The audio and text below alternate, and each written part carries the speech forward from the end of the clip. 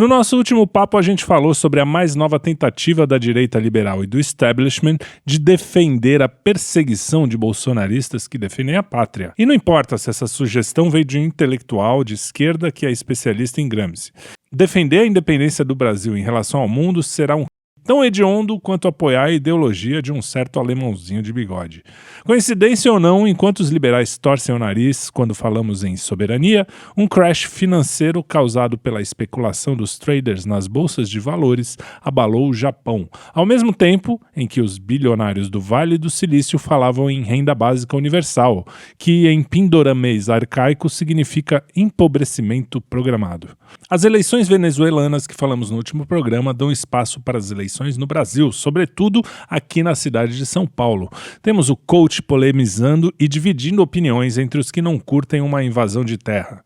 Mas antes que os bots de Marçal fiquem excitadinhos, vamos falar sobre o pouco que vazou dos 6 GB de conversa do ministro mais cabeludo do STF e o que isso representa na queda de braço entre o STF e o Congresso, se Lula costurará um acordão e qual a influência de tudo isso para os presos do 8 de janeiro e para o cidadão comum. Tá, mas vamos começar então falando da grande reviravolta do último fim de semana, quando, em meio às mensagens sobre a morte de Silvio Santos, o X anunciou que irá fechar o seu escritório no Brasil.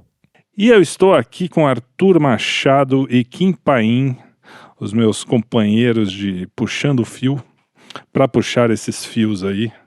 E começando a falar então da saída do X, eu não sei se foi uma percepção minha, ou se vocês também sentiram isso, foi um assunto que veio assim no Twitter, e sumiu, né? Porque teve logo a morte do Silvio, teve outros eventos aí. Aliás, as notícias estão se atropelando, né? Como é que é isso? Kim Paim, comente para nós. Bom, não tenho nada a discordar de você sobre vir com tudo e depois o assunto desaparecer. Foi basicamente isso daí mesmo. Começou com o perfil oficial do Twitter divulgando um documento, né, que recebeu, uma petição, seria uma petição, não sei, uma peça lá jurídica que recebeu, né, uma ordem judicial que recebeu, falando basicamente que não iria cumprir. E depois, isso no primeiro momento, alguns dias depois, eles voltam divulgando outra decisão jurídica, falando, também não dá para acontecer, etc, tudo mais, e que diante disso daqui, olha o que tá rolando, pela segurança dos nossos funcionários, etc, a gente vai tirar o pessoal daqui e vai fechar o escritório no Brasil, né, suas operações no Brasil, porque um dos funcionários poderia até ser preso, e essa história foi crescendo, até volto nisso. Enfim, a gente já volta nessa questão do funcionário preso. Aí teve a confusão, o próprio Elon Musk entrou na discussão, todo mundo começou a gritar, aquele padrão da esquerda de falar, isso aí mesmo, tem que fechar mesmo essa porcaria do Twitter, se tá no Brasil tem que respeitar as leis brasileiras, e toda aquela discussão que, decisão judicial se cumpre, não se questiona. Aquela mesma conversa que a gente escuta toda vez quando é o assunto rede social. A mesma conversa, sempre incrível.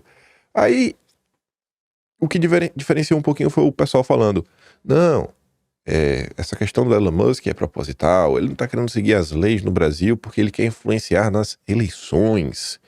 A Daniela Lima, inclusive, trouxe essa tese para Globo News.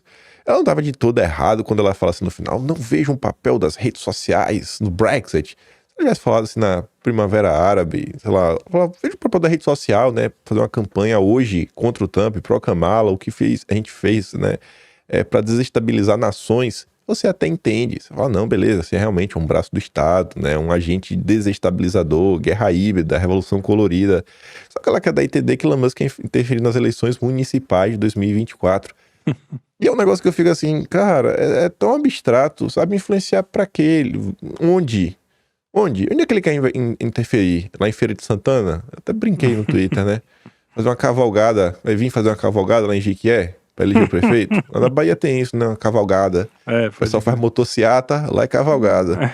Então, assim, é um negócio que sem pé nem cabeça.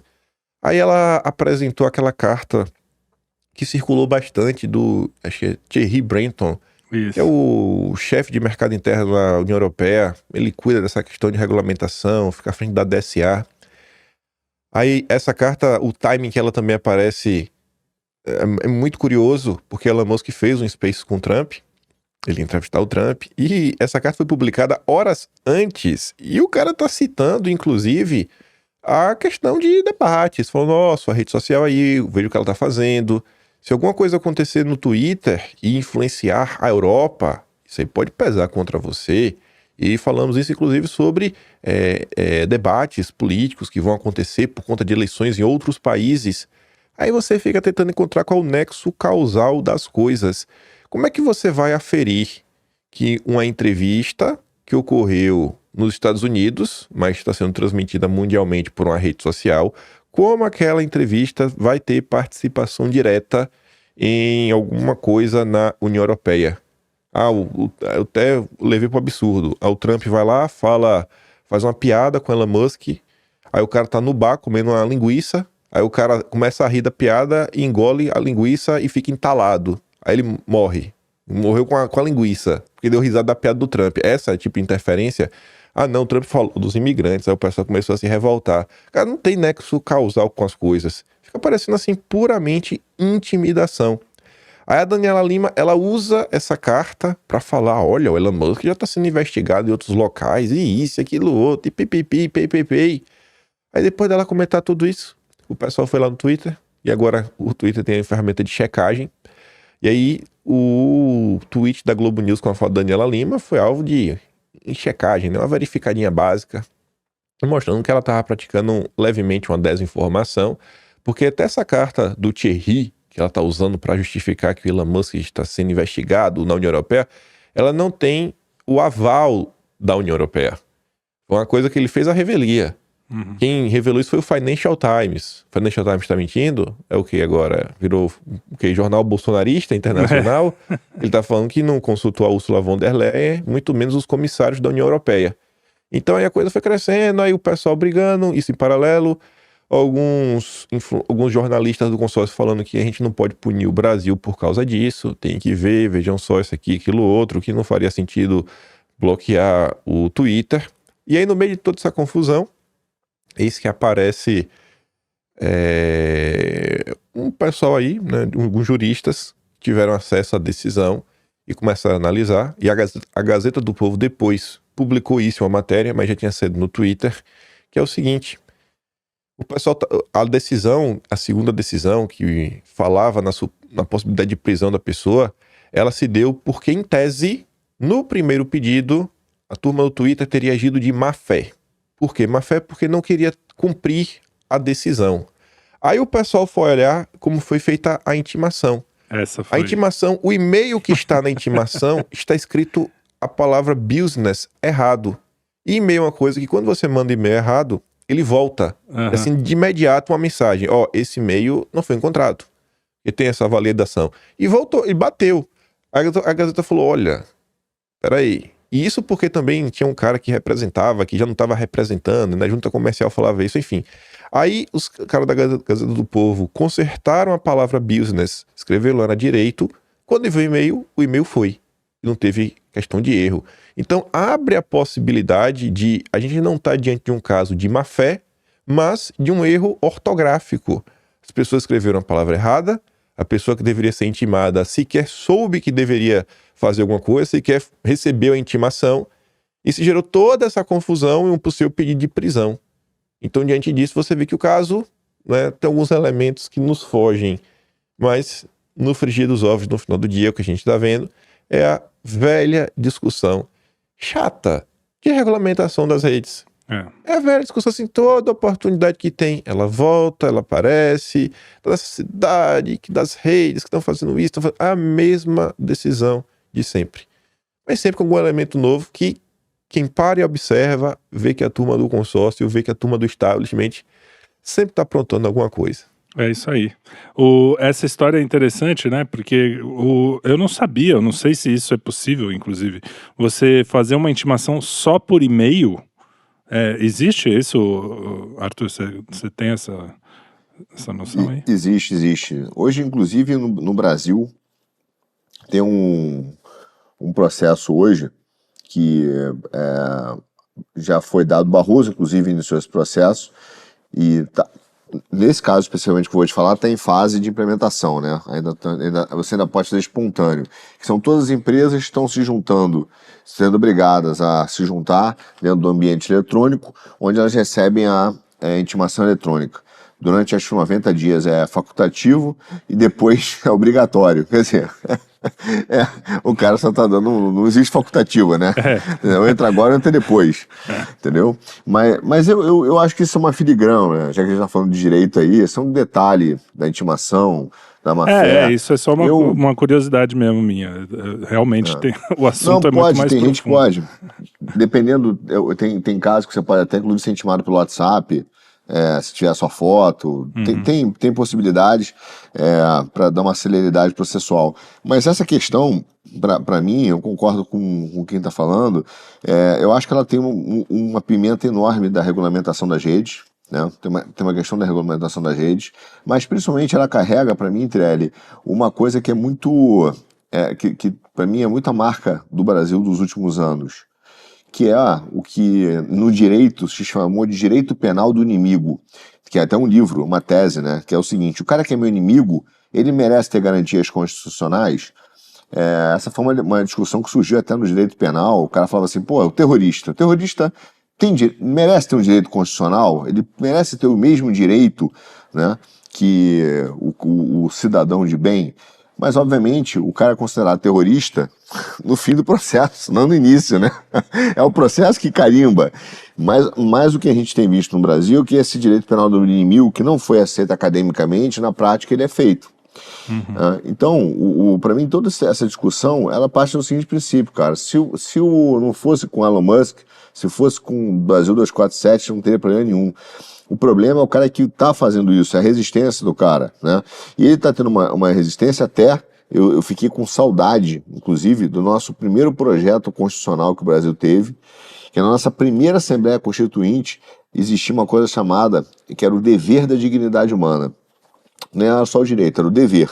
E esse dever era o direito à resistência, que era exatamente em circunstâncias de uma lei que tendesse, sei lá, a depravar, a tornar vil o brasileiro, você tinha como dever constitucional, dever de cidadania, negar-se a ser o executor de uma lei injusta. Isso já teve na nossa Constituição. É claro que por trás disso tem uma questão de soberania, eu concordo, o Elon Musk não pode fazer o que quiser no Brasil, mas ele também não quer fazer o que ele não tem essa pretensão para mim, de fazer o que ele quiser no Brasil. Ele está dizendo só o seguinte, cara, isso aqui existe uma censura, a temperatura subiu muito, houve uma ameaça de prisão dos funcionários, os seus representantes legais, provavelmente os caras ligaram e falaram assim, ô bichão, tô entregando aqui, cara, porque eu não vou preso por tua causa. E ele falou, deixa essa representação, entendeu? Porque a representação jurídica não tirou a representação efetiva do Twitter. Twitter está no ar, né? Então é um problema, ele jogou um problema jurídico enorme para o Brasil, que é o quê? Vai bloquear o acesso, o acesso do Twitter, que é a primeira pergunta. Você vai bloquear então o acesso de todas as redes que, por exemplo, não tem empresas ou representantes legais no Brasil? É uma questão complexa, entendeu? Inclusive porque temos as bets aí e ninguém reclama, né? Tá lá todo mundo feliz, tá dando um problema econômico ferrado, as pessoas estão deixando de consumir para jogar no Tigrinho e isso aí não tem problema, os caras estarem fora do Brasil. E é engraçado que quando você falou um negócio que foi uma das coisas que à primeira vista eu também falei, ferrou, acabou o Twitter, não sei o quê. Mas no fundo, quem se ferrou, se você for pensar bem, foi o próprio Alexandre, no sentido de que, agora ele vai ter que representar lá nos Estados Unidos quando quiser fazer alguma coisa legal. No final foi um movimento, tá rolando um jogo de pressão, né? Um jogo de xadrez entre os caras, não tem como. Um dá um passo, o outro dá outro e assim por diante. Achar que isso é só uma birrinha, ou achar que isso é só... O grande problema da Daniela Lima, que eu acho que é o grande problema da Globo News, e o grande problema da imprensa mundial, é falar assim, olha, até na Europa ele também está sendo questionado, mesmo que tenha sido só um cara lá. Porque Eles, no fundo, eles sabem, mas é o mesmo caso, não é um caso diferente em que ele está fazendo coisa. A gente está vivendo quase a mesma coisa no mundo inteiro. São as elites esmagando as pessoas que querem só viver sua vida. E aí, quando elas começaram a se informar melhor por causa da internet, que é uma informação mais livre, né? Tem gente como a gente aqui conversando livremente, coisa que a gente nunca faria se só tivesse TV e rádio. E aí os caras surtaram, né? Porque eles tinham todo o monopólio da informação. É um problema de informação mesmo. E falar que vai fechar um ou abrir outro, é só interesse de poder mesmo. Não tem como. É como sempre foi feito, né? Essa ideia do controle da troca de informação. O maior problema que trouxe para mim uma consequência das redes foi a possibilidade de troca de informação. Eu me lembro quando eu falava com o nosso super editor, ano passado, quando a gente começou a falar sobre liberdade de expressão, eu falava, olha, tem uma coisa que é importante a gente lembrar, a liberdade de expressão não é só o direito de falar, mas é o seu direito de ouvir e receber a informação que você quer, da fonte que você quer. Sim. Então você também pode buscar, eu falei, eu quero ouvir. Mas por trás dessa discussão, dá uma ideia de que o Estado tem que te tutelar, que você é um imbecil, entendeu? Que você, sabe assim, vai acreditar em qualquer coisa que tem na rede, que você não tem direito a selecionar nada, e ele vai dizer, olha, essa aqui é a fonte confiável. Que inclusive era a ideia do projeto lá da fake news, né? Tinha um comitê que ia dizer, olha, esse é o banco de dados confiável. Quer dizer, né? Então, assim, essa tutela é por trás dessa discussão. E como o Elon Musk, na verdade, não está nesse discurso do pensamento único, que é um projeto mundial, ele vai ser o inimigo em tudo que é canto. Entendeu? Agora, se tirar ele de lá e vender o Twitter e entrar a Magalu, amiga lá, ou o Joesley, tá resolvido o assunto, cara. Não tem problema nenhum, tá tudo bem. Agora, resumir isso daí com a provocação na internet, é uma ironia que eu achei muito boa. O cara falando o seguinte, né? Era tão mais fácil, cara. Era tão fácil o Elon Musk seguir as regras como as outras seguem. Era só isso. Era só ele fazer exatamente o que as outras fazem. Pra que ele vai brigar, sabe? Por causa de 5 perfis que ele nem sabe quem é, não é nem de autoridade, nem nada. No meio dela só tem só o doidinho do Marcos Duval, né? Que tá realmente passando pelos seus problemas. Mas isso daí é pessoa comum, cara. Era tão simples, era só derrubar e ele tá resolvido. Mas não, ele quer brigar. Um bilionário desocupado. Essa galera não entende que às vezes o dinheiro não é tudo. Eles não têm essa coisa dentro deles. Que simplesmente você pode fazer o certo porque é certo, acabou. Mesmo que você perca dinheiro ou que você perca alguma coisa. Só para finalizar esse trecho aqui, tem uma coisa que chamou a atenção, que a gente conversou até antes, que o fato também que assusta nessa história do Twitter, na verdade mais do que o Twitter vai fechar, porque eu acho difícil isso acontecer também, que nem vocês, é o negócio de um juiz sozinho, o cara vai lá e fala, não, esse cara me incomodou, eu vou mandar perseguir o CEO dessa empresa aqui no Brasil. Bom, não estou dizendo que ele vá fazer isso ou que... mas... existe então a possibilidade de o cara entrar numa briga, sei lá, com uma empresa daqui e, não sei, fui mal atendido, não sei o que, e começar a perseguir juridicamente, porque é muita concentração de poder. Ou então, pior, né? A gente sabe que existe lobby por aí. Como é que um cara só vai decidir se o dono da empresa vai... Em alguns momentos a Lava Jato até fez algumas coisas assim nesse sentido. Ou então, por exemplo, que é pior ainda, o cara sabe, por exemplo, bom, se amanhã eu prender o dono das Americanas, as ações das Americanas vão cair. O cara tem um poder, inclusive econômico, de pegar 3 ou 4 caras, amanhã eu vou fazer uma operação lá, prender o dono das Americanas, pode comprar a ação das concorrentes, vender a ação das Americanas, que você vai ganhar dinheiro. Tô errado nisso? A CVM, por exemplo, só se preocupa com SG ou ou ela não deveria se preocupar com esse tipo de coisa? A justiça também faz parte, né, desse ecossistema aí, não? Não é de hoje, no Brasil pelo menos, não é de hoje. Alguns absurdos que vêm acontecendo, eu sintetizo isso como nós sofremos, e eu não estou botando na pessoa do juiz especificamente da Suprema Corte, como um projeto dele, só dele, Sim. todo dele, mas é um projeto que vem se construindo há muito tempo, que é uma tomada de poder do judiciário no Brasil. Isso é uma coisa que vem se ganhando uma proporção muito grande, e em diversos momentos essa tomada de poder é uma tomada que faz com que exista senhores absolutos do destino do Brasil.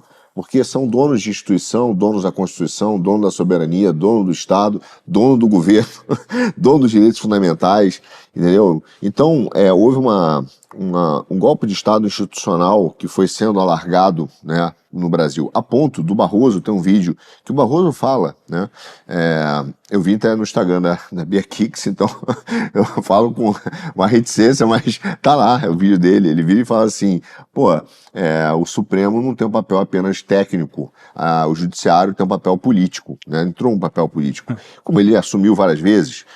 Então, o nosso problema no Judiciário, ao longo da história do que aconteceu, e essa é uma crítica que a gente também tem que ter a Lava Jato, ao termos do processo, é que se deu poderes para juiz de primeira instância, afastar diretor de empresa, prender preventivamente, e há uma série de fatores que isso podem ser feitos, né? Podem ser usados como gatilhos institucionais corretos ou não. E eu acho que no Brasil nós não temos maturidade institucional para uma opção de coisa. Essa é uma delas, tá? Essa é uma delas. Se você pegar, por exemplo, o que aconteceu com o Musk hoje, a decisão do Alexandre, ela não envolve apenas uma questão jurídica. Ele, indiretamente, causou um aumento do risco Brasil, da percepção de investimento do Brasil. Então, para quem está de fora, veja só, a gente tem uma visão muito boa da gente mesmo, né? Então a gente fala assim, pô, Brasilzão é sensacional, etc. Mas quando você conversa com os caras na Europa, nos Estados Unidos, o Brasil, ele é visto, mas assim, é visto como também um país de terceiro mundo, um país periférico, entendeu? Zâmbia, pô, África do Sul. Os caras olham aquilo ali como um grande... de uma forma pode ser até petulante mesmo, mas olha como mesma coisa. E a postura da Suprema Corte brasileira e do Judiciário brasileiro ao longo dos últimos 20, 30 anos só tem desmerecido institucionalmente a própria Corte, onde você vê uma série de erros. Então, a decisão dele aumenta o risco Brasil, tá? Aumenta o risco, causa instabilidade, não atrai investimentos, parece que isso aqui é uma bananândia. Agora, não é de hoje. Eu comentei isso outro dia com um amigo meu, falei, cara, fazendo uma crítica sem entrar no mérito, porque todo mundo sabe o que eu penso do Lula, mas não dá para também ter uma vaca sagrada em relação a certas coisas. Mas que é o seguinte, você teve, no início, falando honestamente, no início da Operação Lava Jato, um apoio da Suprema Corte. A Suprema Corte apoiou, não é essa ideia que ela foi desde o início contra, não foi. Tanto que ela referendou vários HCs, várias decisões, e isso, as primeiras decisões pedidos de habeas corpus, não se deram depois da condenação em 3 instâncias, se deram já no início. E havia, inclusive, um apoio dessas decisões. A tal ponto, 2 juízes votarem, olha que loucura, darem seu voto, esperarem as decisões mais polêmicas, o horário do Jornal Nacional, para ver qual é o juiz que estava, sem a Globo aqui ao vivo do Supremo, aí o cara se ajeitava, dava um voto, andava na rua. Alguns deles foram heróis, né? Foram heróis nesse período, no início. O que aconteceu? Esses caras embarcaram. Um dia eles olham politicamente e falam, não vou mudar o sistema, não vou entrar aqui nos méritos por causa disso, mas foi hora de mudar. E aí, dentro de uma decisão que todo mundo conhece, que é do Fachin, que é do embargo de declaração, né, que o cara está basicamente pedindo explicações, dizendo, você esqueceu de comentar sobre esse pedido aqui lá de trás, você não comentou, você se omitiu, ou então não foi claro. Ele vira e fala assim, você tem razão, esquecemos de julgar a competência. Que, veja bem, só essa discussão já é boba, já tira o mérito de uma Suprema Corte, porque você está falando de uma Suprema Corte que, teoricamente, são grandes magistrados, né, tem notório saber. Como é que o cara deixa passar durante... começou em 2014, acho que o Lula foi preso em 16, 17, né, 18, sei lá, em 20... O cara olha e fala, realmente 6 anos depois a gente esqueceu desse detalhe técnico, que não é um detalhe, é altamente importante. Como é que vocês não perceberam? Então é óbvio que houve um julgamento político não técnico. Agora eu te pergunto, de 2014 a 2019, você tinha todo dia, nos sites brasileiros, o tic-tac, né, do antagonista, os juros mexia, era operação de manhã, de tarde, de noite, o dólar caía, fazia-se investimento. Quer dizer, as decisões, elas tiveram impacto econômico no Brasil. Tiveram pessoas que fizeram investimentos pensando num país que caminhava por um caminho. E de repente falou, não, cara, melou. Então, o problema que a gente está vendo no Musk, para mim, na decisão do Moraes, de novo, é uma Suprema Corte, cara, que, não digo nem pelo Moraes, acho que até para mim o maior capitão dessa conversa é o Barroso, né? Que fala que tem que ser esse neoconstitucionalismo, que ele vai moldar a sociedade, né? Que ele tem que ser contra-majoritário, mas ao mesmo tempo, quer dizer, a tese central dele, quando você tira todo o floreio intelectual dele olha, o que eu achar que é para fazer, eu vou fazer. Uhum. Então, nós temos acompanhado uma tomada das instituições no Brasil. O Brasil tem instituições hoje cooptadas. Como eu disse, acho que num vertical que a gente falou, né? É um país que tem hoje um direito sem povo e um direito sem pátria. São instituições que foram cooptadas, é sua essência. Aí você vai ver, os magistrados, a associação de magistrados saiu em defesa. Claro, o Brasil tem um lado corporativista, esses caras sempre vão sair em defesa, né? Porque eles estão pensando no deles ali. Então a gente tem umas instituições hoje, para mim, que é o maior problema que a gente vive, que é essa cooptação das instituições, e que é de longa data. Tá, e aí esse sistema todo que estava aí, normal, assim, infelizmente, mas normal, de repente tomou um tapa com o que saiu na Folha, com o Greenwald lá, os vazamentos de 6 GB, né, de mensagem, que é coisa pra caramba. E então ainda tá rolando, né? Enquanto a gente grava aqui ainda tá rolando, provavelmente vai rolar mais coisa. E deu uma mexida, mas agora a discussão que está acontecendo agora, esse programa está sendo gravado na terça, vai ao ar na sexta. O que estão discutindo agora é o seguinte: bom, teve lá, chacoalhou mesmo, mas aí parece que o establishment se reorganizou, né? E parece que teve um acordão, mas tem gente que fala, não, mas não sei se tem acordão, porque vai sair mais coisa, o pessoal balançou, tem gente que chegou a defender, foi o Jobim, que estava já meio que achando que o Alexandre está exagerando, mas parece que ele já voltou atrás, aí teve... E essas coisas assim, voltou atrás, eu não sei se foi numa entrevista, ele fala uma coisa meio solta num canto, o outro junto com o outro no outro canto. Tá um clima assim generalizado, pelo menos a minha percepção, e eu queria que vocês colocassem a de vocês, de que a corda tá puxando, os dois estão puxando a corda, mas a gente ainda não sabe direito para que lado o negócio vai.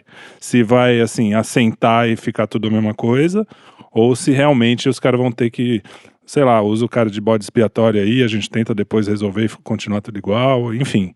Aí eu deixo pra vocês. O Kim adora falar desse assunto, vamos lá. Começa com você. Começar comigo?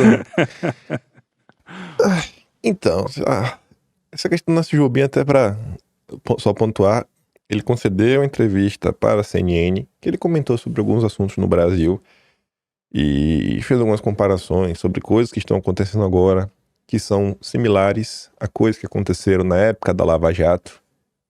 E a Lava Jato, o pessoal viu como terminou, né? Teve várias anulações por problemas de rito e tudo mais. Ele fala sobre isso, ele também fala sobre o dia 8. E aí depois, agora, o Nelson Jobim, ele publica uma nota no Migalhas, que é um site especializado no âmbito do judiciário. Você vai ter três grandes sites no Brasil. O Migalhas, o Conjur e o Jota. Isso. O Jota sempre vai estar contra qualquer pensamento conservador. Acho que é só isso que o pessoal precisa saber. O Conjur, ele ainda tem espaço para alguns outros textos que não necessariamente são muito focados no judiciário, coisa um pouco tem a ver talvez até com economia. Às vezes outro ator até escreve lá no Conjur. E o Migalhas, ele é realmente bem focado assim, no judiciário. Então assim, sabe como é? Passando assim, ó. Escreveu pros pares. Acho que eu falei demais, acho que eu me atrapalhei, né? Devia. Pô, é domingo, acho que eu dei entrevista no domingo, né? Pô, domingo, tava meio abalado, né? Sei lá. Foi mal aí. É o Brasil como as coisas acontecem. E no meio de tudo isso daí, todas essas revelações, eu acho que, mais uma vez, até sendo chato aqui, Eu acho que as pessoas, elas têm um problema sério de dosar a expectativa perante a realidade das coisas. Eu acho que assim, desde o momento que começou a pontuar algumas coisas, o Verdivaldo mostrando, eu acho que ele já tinha um problema de origem, que era o seguinte: se você não tá trazendo coisas da pessoa X, você não vai conseguir, no Brasil, no final do dia, realmente garantir que é sobre a pessoa X. Por que eu tô falando isso? São os auxiliares da pessoa. Em última instância, você vai falar, cara, os caras agiram a minha revelia. Eu lá sabia que os caras estavam fazendo. Eu passei e falei, ó, eu quero que isso aqui seja feito. Quem tá descumprindo os ritos, quem tá descumprindo a ordem, são esses caras aí, pô. Eles que estão pisando na jaca. E o último ponto seria isso que ia acontecer. Se fosse realmente algo muito, muito, muito, muito grave, na boa. Aí a confusão começa, o pessoal olha a situação em um cenário onde temos o mesmo parlamento de janeiro de 2023, com leves mudanças, porque algumas pessoas que foram eleitas viraram ministro, então entraram outras pessoas no lugar, mas que basicamente pensam igual. E ainda que tenha uma mudancinha ou outra, até a questão de eleição, o cara se licenciou, não impacta o cenário macro. É o mesmo cenário. No macro, é o mesmo cenário.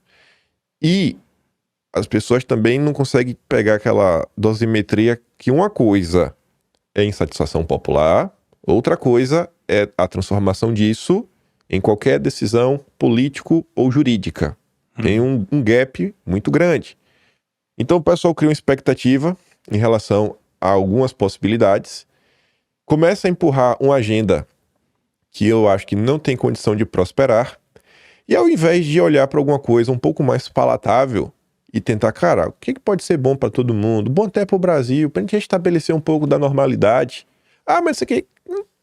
Enfim, caminha na direção e a coisa vai mudando ao longo do tempo, e no final do dia você pode não só dar com os burros na água, como se virar contra você. Até saíram algumas matérias um tanto quanto intrigantes, uma mesmo na Veja, falando o seguinte, ó, tem uns deputados aí falando isso, no passado já deu errado, viu? Aí, assim, os deputados que inclusive já estão até sendo investigados. Já deu errado, viu, no passado.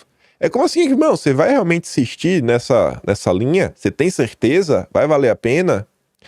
Enquanto isso, você olha para a imprensa, e acho que é uma coisa que eu acho que deveria ser interesse de todo mundo, falando o seguinte, ó, existe uma certa pressão para o encerramento dos inquéritos.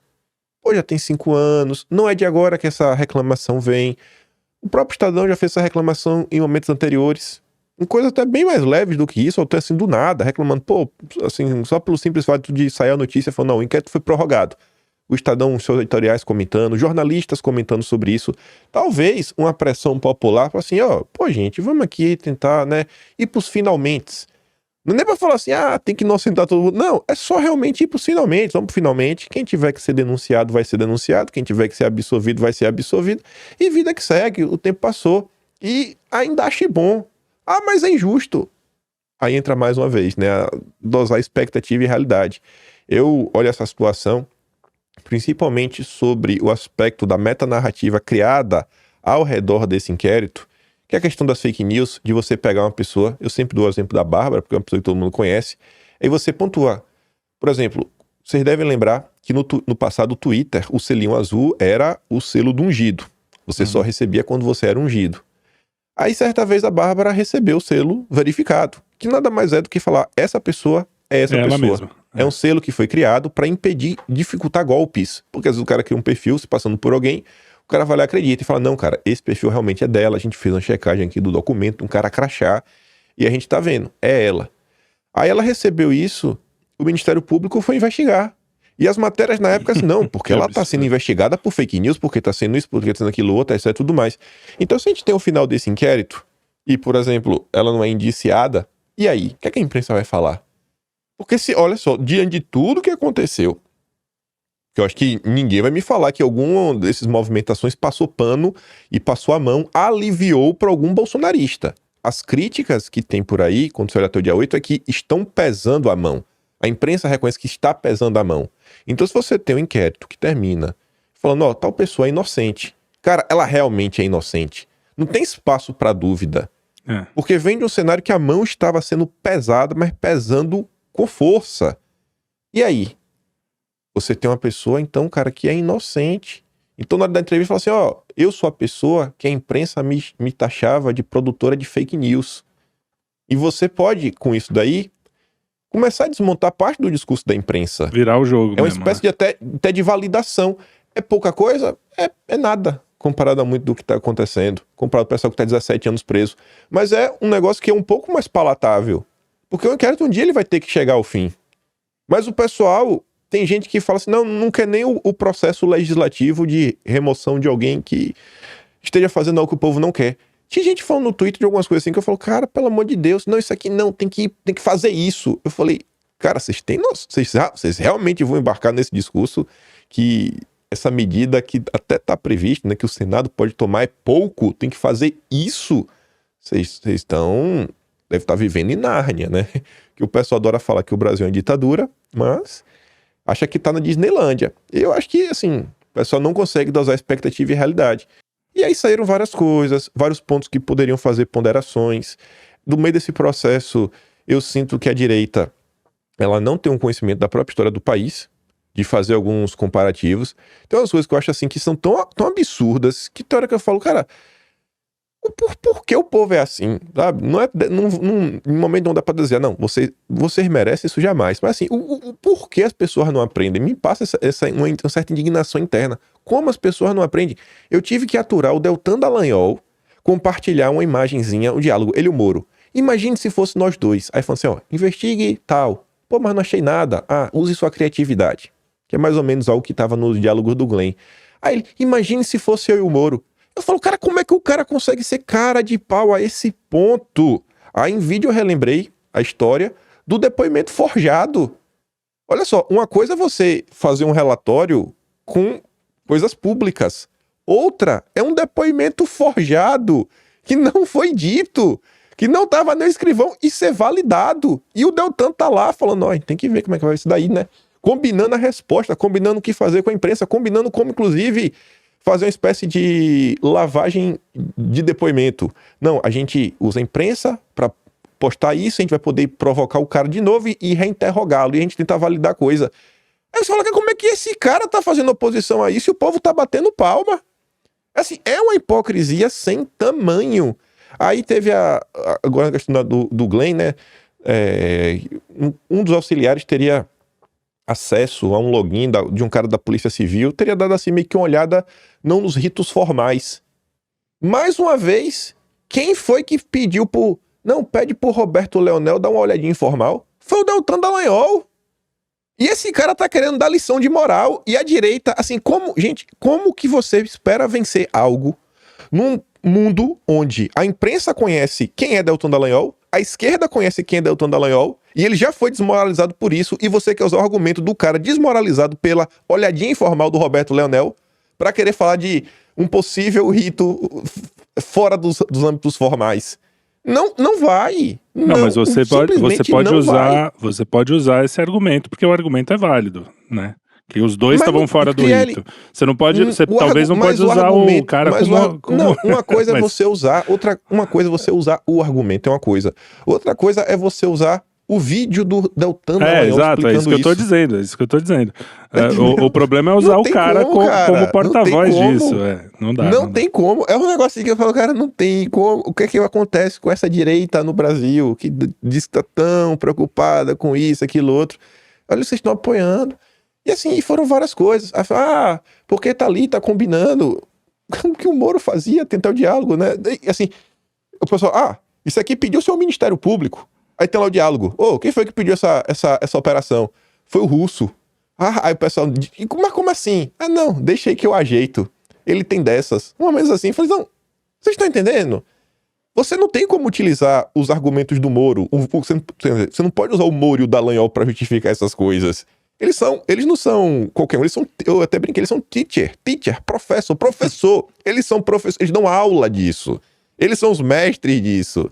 Sabe? Mas a fica nesse loop eterno. Exatamente, a questão hoje é que o judiciário foi sequestrado, né? por essas pessoas, tanto de direita, de direita. Não vou falar que Dallagnol é de direita, o cara é um... Mas tanto os antipetistas, quanto os petistas, quanto... E o próprio que está agora, né, o próprio Alexandre, ele nasceu no PSDB também, essa coisa de... É tudo muito confuso, mas a questão é que mesmo a imprensa, pelo menos o que eu vi, assim, até a Folha, quando está falando desse assunto, ela mantém aquele discurso de que, olha, os bolsonaristas, até o Glenn, até nos negócios onde está o Glenn lá, que os bolsonaristas realmente radicalizaram, realmente é um problema, não vamos minimizar o problema dessas pessoas que estão ali, golpistas, e o tempo todo essa coisa do golpista, não sei o quê. Então, assim, também a gente ter botar o pé no chão e ver quem é quem no jogo do poder, como dizia um amigo meu. Quem é quem no jogo do poder, meu amigo? Porque você comprar qualquer discurso... Agora, não dá para não ficar revoltado com tudo isso que está acontecendo, cara. Eu entendo que a gente tem que dosar as coisas, ser pé no chão, na realidade, mas nem eu, nem você, nem as pessoas do outro lado, a gente sabe exatamente aonde está essa linha. Eu acho que é normal algumas pessoas passarem um pouco a linha para lá, passar um pouco ali, uns serem mais, não, vamos baixar a bola, vamos tentar resolver, outros seriam um pouco mais, meu, não aguento mais, porque não, você olha uma foto daquele acordão lá, realmente sobe o sangue, né, você fala, pô, será que essa vai mudar nunca? Então, eu nem quis me aprofundar tanto nesse assunto, por isso que eu tô deixando vocês falarem mais, mas assim, tô falando mais com a sensação de um cara comum que tá passando a semana aqui, a gente fica meio que entre, pô, não aguento mais esse negócio, vou desistir mesmo, pegar o aeroporto, e assim, não, cara, vamos tentar resolver com o que dá, e é isso que você falou, eu acho que também é uma boa estratégia, é um passo de cada vez, uma vitória de cada vez, a gente já falou isso aqui, as pequenas vitórias, não adianta, a gente tá numa posição de quem tá apanhando agora, então a gente tem que ir aos poucos para retomar, e toda a guerra política e cultural sempre foi assim, não é uma coisa que aconteceu hoje. Quando você tá no alto, você tá em posição mais privilegiada. A arte da guerra lá, parece que esses caras nunca leram, né? Mas só para concluir, e é bem rápido, tem que conseguir olhar de cabeça fria. Mas é revoltante. Não dá. Não assim, você pode tentar me convencer que... Nesse ponto eu concordo. Mas não adianta, bicho. Sabe? Você vai ter que superar a sua raiva interna. Não adianta. Até porque a raiva é bom só pro teu inimigo, né? Você lutar com raiva, isso deve ter algum trecho da arte da guerra, inclusive, que fala isso. Você tem que usar a cabeça, lógico. Você tem todo o direito de se revoltar. Sim, por dentro, mas na hora de tomar decisão, pé no chão, é isso aí. Pois é. Fala aí, Arthur. Eu queria voltar ao ponto do pegar um gancho aqui do Kim, e depois eu quero falar sobre a questão do Glenn, mas é o seguinte, há de se lembrar que foi exatamente o senhor Dallagnol que tem um diálogo gravado, que ele vira e fala assim, recebi a ordem de fazer uma busca e apreensão, precisamos fazer. Então assim, receber a ordem de quem? Quer dizer, quem mandou? Não é uma coisa natural, tipo, olha, parece que tem um negócio aqui. Então ele foi pego fazendo essas armações processuais inúmeras vezes. E é exatamente esse estratagema que ele também usava a mídia, como você falou, que foi usado da mesma maneira contra o Felipe Martins. Então é uma fake news. Esse sim, porra, eu sempre tento ser gentil, vocês sabem disso, mas não serei dessa vez, de um vagabundo que é o Guilherme Amado, porra, se prestou esse papel, fez uma fake news, né? Ele montou uma mentira e baseado numa mentira, o Felipe Martins foi preso. A direita tem que entender que aquilo que foi feito pelo seu Moro e pelo seu Dallagnol, exatamente esse procedimento se voltou contra a gente. Se voltou contra a gente porque não é constitucional, porque não é de um Estado de Direito, não é uma nação, você não faz uma nação assim. Então esse cara criou os instrumentos e permitiu os instrumentos que permitiram, né, que levaram a isso. Eu sempre digo que se ele tivesse aprovado naquela época aquelas 10 medidas contra a corrupção que ficou famosa no meio progressista, mas em vários lugares do direito também, chamadas de 10 medidas contra a corrupção, Cara, hoje estaria na mão do Dirceu tudo aquilo. Os caras fazendo tudo aquilo que tá lá. Tudo aquilo sendo permitido, tá? Então, assim, toda essa estrutura que foi criada pelo seu Daniel, pelo seu Moro, levou à questão do Felipe Martins, por exemplo. A gente tem que pensar nisso. Agora, voltando à questão da gravação do Glenn, eu acho que tem muita coisa que ainda vai acontecer, apesar de eu concordar com até o momento não tem aquele famoso dedão, né? O dedão do cara no negócio. É sempre aquele negócio, olha, não é comigo. Mas lembre-se que em 2014 a teoria da cegueira deliberada foi usada para condenar no mensalão, que é exatamente essa. Cara, pô, não é possível. Os caras são todos o seu comando. Todo mundo sob o seu comando, você não sabia de nada. Né? Se você presidente da República, não sabia de nada, né? Então você, ministro do Supremo, não sabe de nada, mas ela foi usada. De qualquer maneira, veja bem, se você chegar hoje no jantar da sua casa, falar, olha, nós vamos ler aqui as conversas do WhatsApp do Kim dessa semana, você já vai ficar estressado. Você vai ficar estressado. Fizeram isso com o ministro do Supremo, velho. Fizeram isso com o ministro do Supremo. Quem fez isso? E essa é a grande pergunta. Que é um cara que fala assim, ó, eu vou pegar essa parada e vou entregar para... assim, o que tem por trás desse jogo é mais complexo. E veja, o Glenn, ele é um especialista nessa operação. Porque ele fez isso com o Moro. Você pegar o início da gravação da operação spoof do Moro, era uma conversinha, a pessoa falou, não tem nada aqui. Aí eles se desmentiam, falava, cara, isso aqui não tem nada demais, isso aqui inclusive não aconteceu. Aí ele ia lá na reportagem seguinte, olha, tá aqui, ó, você falou isso, mas aconteceu. Que é exatamente o que o Glenn tá fazendo agora. O Glenn deixou os ministros se explicarem, eles se explicaram, né, o ministro explicou numa reunião do Supremo, né, no evento do Supremo, no plenário do Supremo, os outros deram apoio, e o que ele falou, seguir isso, tanto que todo mundo já estava lá, já não sei o quê, dizendo que só fez aquilo com quem já estava sendo investigado. Aí o Glenn, essa semana, hoje, né? O Glenn falou assim, ó, não. Tem um cara que não é bem assim. Existe um processo político para desmoralizar, não acho que é para criminalizar. Óbvio, para mim, quase impossível criminalizar o ministro do Supremo. Por N motivos. Eles não vão abrir essa brecha. Mas existe uma agenda de desmoralização contínua do Alexandre, que pode levar ao seu esvaziamento político, pelo menos.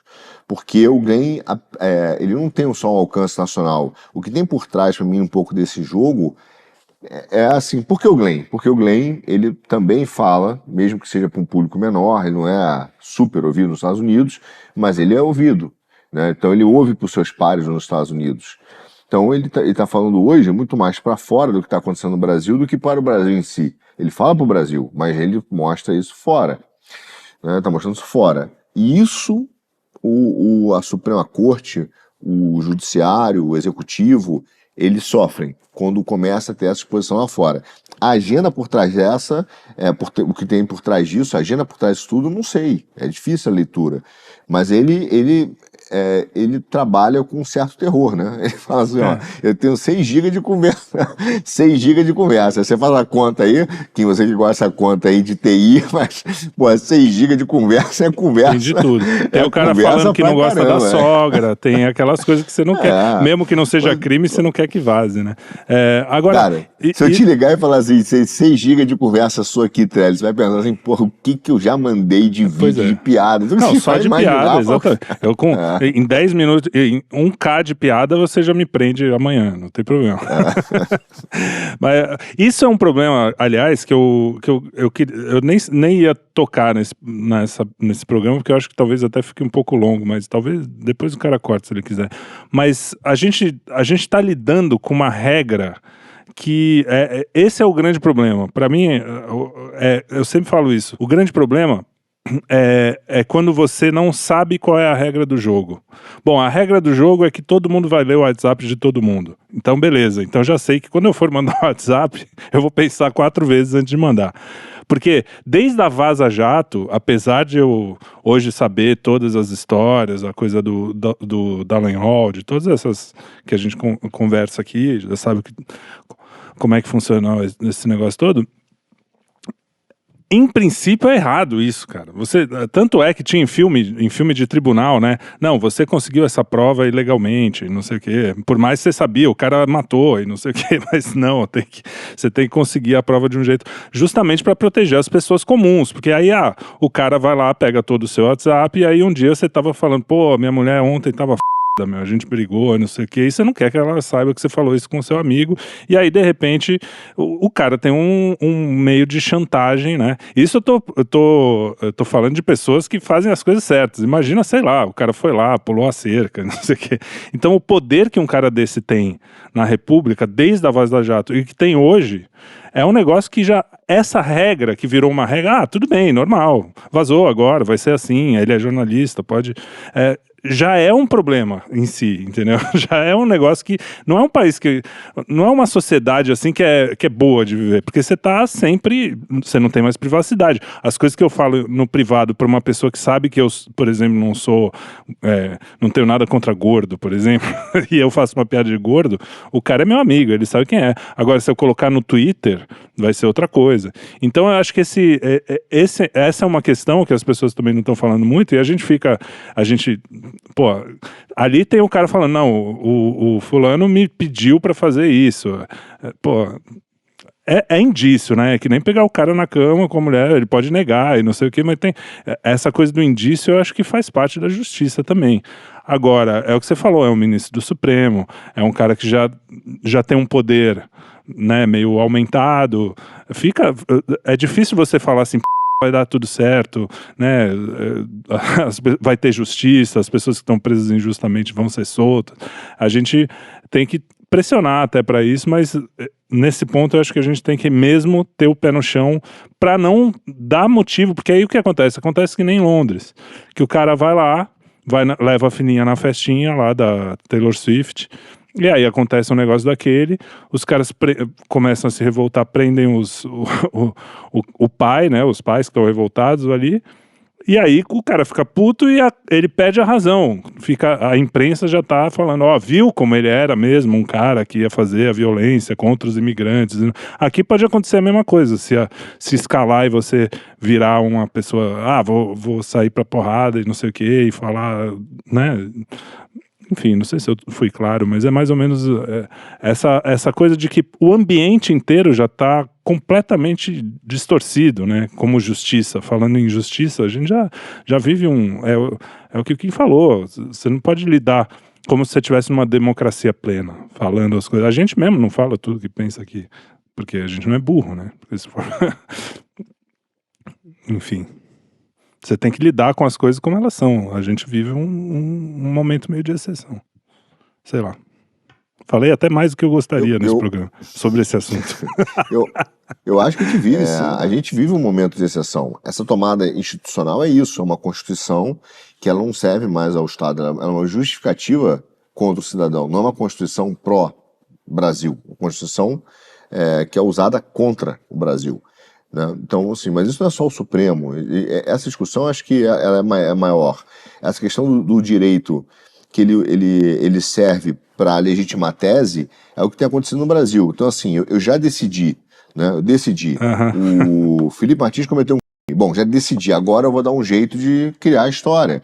Eu já decidi, né, que fulano... E isso foi usado, nesse ponto, inclusive foi usado pela direita, tá? Muitas pessoas ainda defendem isso aí.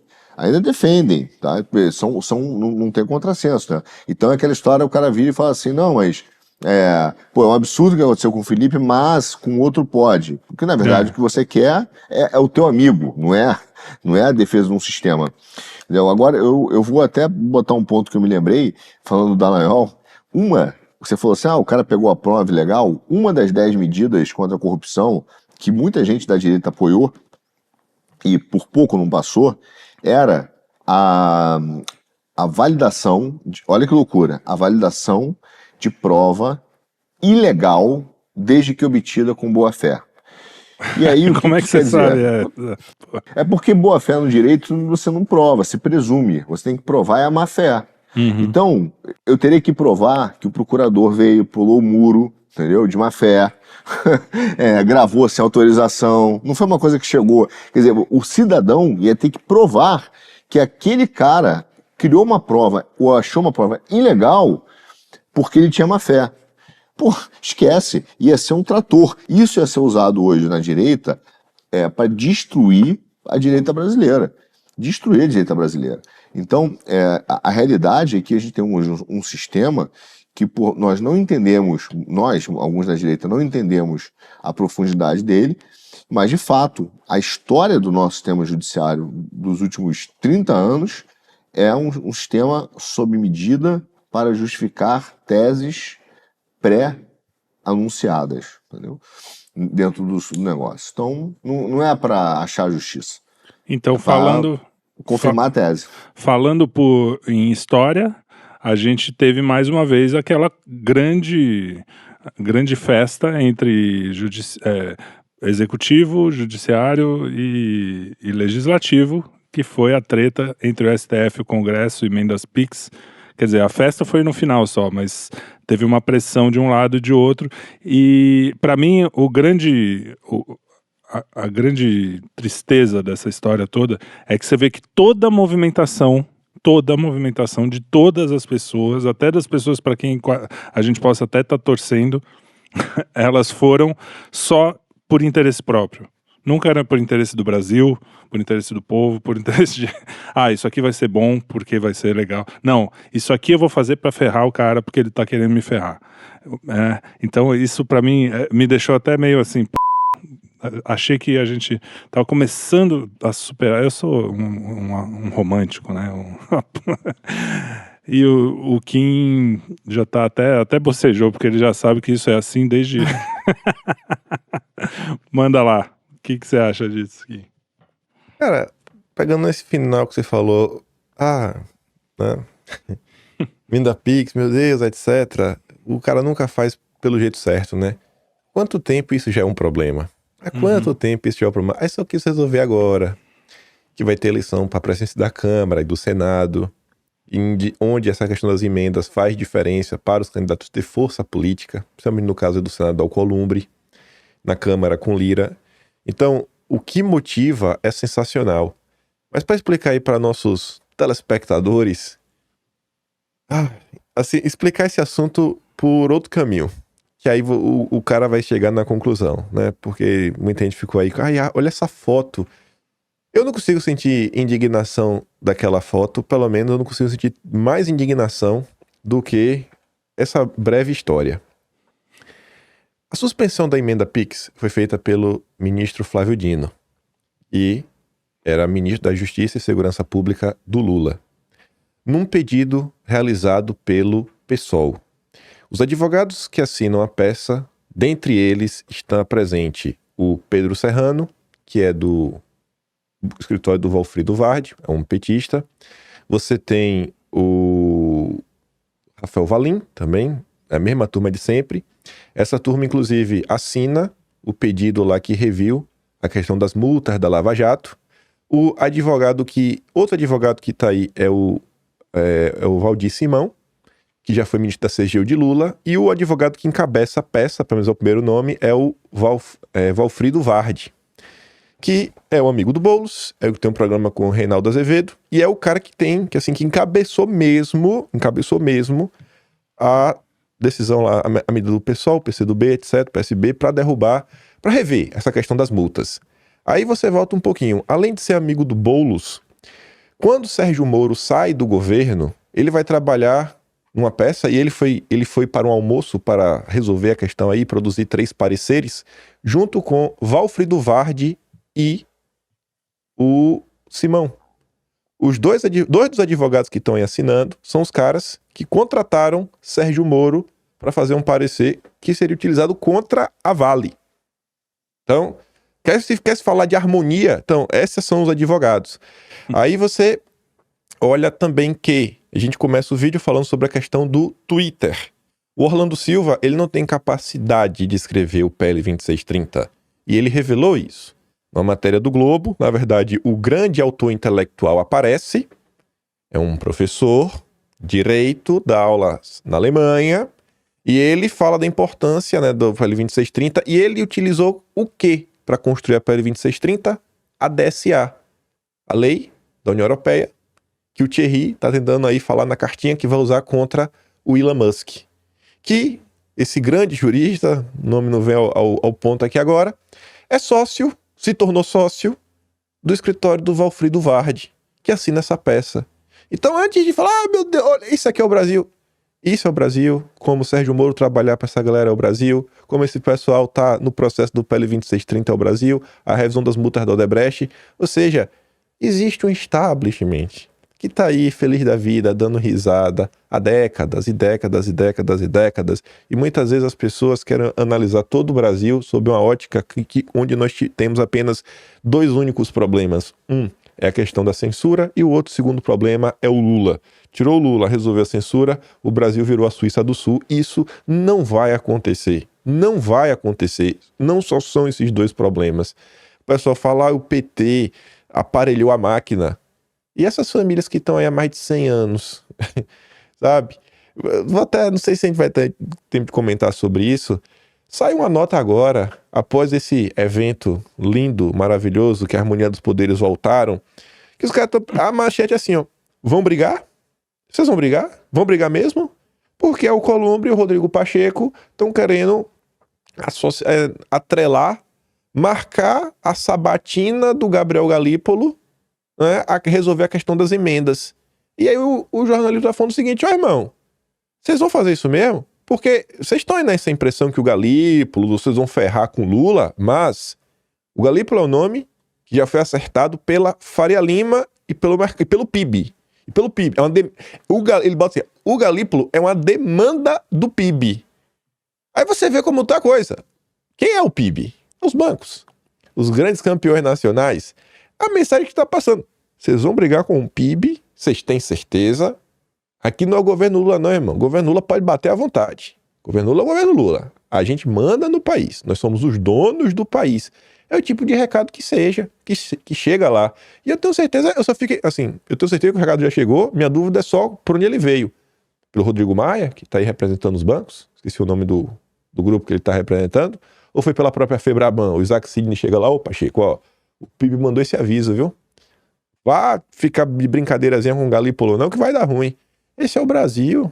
Esse é o Brasil. Esse é o Brasil. Aquela foto ali, eu não consigo me revoltar com aquela foto. Porque você já estava revoltado antes. Eu estava revoltado antes, sabe? Me perdoa. Diante de tudo que está acontecendo, eu vou me revoltar agora. Não, para falar, só mais um. Eu não acho que isso é mais revoltante do que a questão do PL 2630, a revisão do mundo da Lava Jato, Sérgio Moro trabalhar para esse pessoal e ser tratado como herói. Isso me incomoda. O que me revolta é ver o Sérgio Moro publicar após a primeira busca e apreensão contra pessoas da direita que ninguém sério questionam a decisão da Suprema Corte. E dias depois ele ser alçado a herói, fazerem campanha, pedirem para não atacá-lo porque é momento de união da direita. Isso me revolta. Isso me revolta. Me revolta ver Sérgio Moro defender a decisão do ministro Luiz Edson Fachin, que reverteu, né, a inelegibilidade do Dilma, né? Foi Lula livre. Ele, o Deltan Dallagnol fizeram isso. Isso me revolta. E esse pessoal ser tratado como herói. Isso me revolta. Mas o povo tá revoltado lá com a foto, porque o Mendonça tá dando risada. Então vai lá, gente. Briga com o Mendonça. Briga. Vamos ver onde a gente vai chegar. Sou pessimista? Talvez seja o realista. Eu acho que não vai resolver por aí. E eu tô muito mais preocupado com a resolução do que ficar minha indignação. Olha como eu estou indignado. Arthur, sua vez. Cara, o Kim deu o cenário completo. Se eu vou falar agora, só vai atrapalhar. Ele tá perfeito, não tem o que falar. A gente fica procurando, falou, cara, cabelo em ovo. sem trocadilho com... ia falar para evitar essa... foi ruim. Mas, pô, tô falando do Mendonça também, que fez um implante. Mas ele... porque o cara tá sorrindo na foto. Cara, o cara trabalha o dia inteiro com os outros 10 malandros lá, é função dele. Enfim, porra. Né? Então, eu sei que o cenário tá ruim, mas ele tá lá. Isso é uma besteira. Não é isso que vai fazer diferença ele sorrir numa foto e tá com uma cara fechada. Entendeu? A emenda Pix é um problema. Para mim não foi um problema, o Kim falou. Quando vai entender a origem disso, no final das contas, para mim o que é mais importante também não é nem entender a origem, é entender que isso só se tornou um problema porque o Lula teve um determinado momento que estava refém no seu orçamento, não estava mais conseguindo governar, o governo Lula já acabou, já tem um tempo, a gente fala isso, não é de hoje, e ele está vendo o legislativo correndo solto. E aí ele foi chorar pitanga para os caras que ele botou lá, falou, olha, o Dino, não dá. E aí eles fizeram essa construção que é típica das estruturas de poder. O cara pega um advogado amigo, junta com um partido amigo, entra no Supremo, o cara recebe, por acaso, o sorteio foi pro Dino, por acaso, né? Então cai no Dino. Então, essa construção, ela é típica dessa questão. E aí gerou uma volta à tentativa do Lula de continuar gastando dinheiro, enfim, por aí vai. E tem uma briga com o Congresso. Achei que você tinha acabado. Não, mas a visão de quem tava assim, da galera que tava mais... não é tão inteirada nessas internas, nesses nomes, não sei o que, era assim, ó, o judiciário ficou bravo com o Congresso e agora tá dando uma palmadinha na bunda. Aí o Congresso ficou bravo com o judiciário, não aprovou, sei lá, uns bilhões lá pra sei lá o que, pra alguma... E aí foi essa briga. Então isso foi só uma coisa pra...